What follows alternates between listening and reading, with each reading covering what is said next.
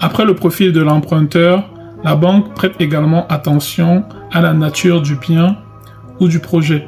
Elle tendra à ne pas vous suivre s'il s'agit d'un bien atypique ou difficile à valoriser. Par exemple, une maison à rénover entièrement sera jugée plus risquée. Un bien situé dans une zone à faible demande est moins intéressant pour la banque car en cas de défaut de paiement, elle se retrouvera en difficulté pour le vendre facilement. La banque pourrait également ne pas vous suivre si la valeur du bien est estimée inférieure au prix d'achat. Dans la plupart des cas, avant de valider un crédit immobilier, la banque envoie un expert pour essayer d'évaluer la valeur du bien.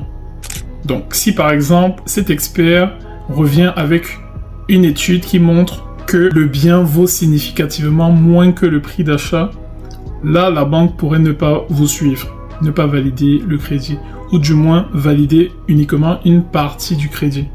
Donc, concrètement, comment ça se manifeste?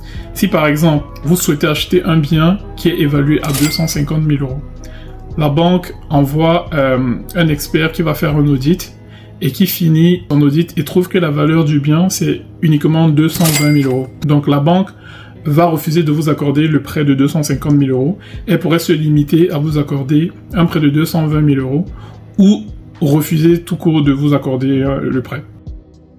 Enfin, concernant la nature du projet, la banque pourrait ne pas vous suivre si jamais vous souhaitez acheter un logement aux normes non conformes.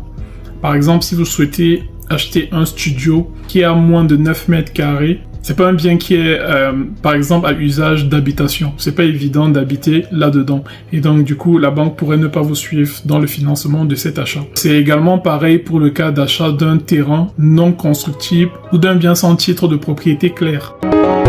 On the beat,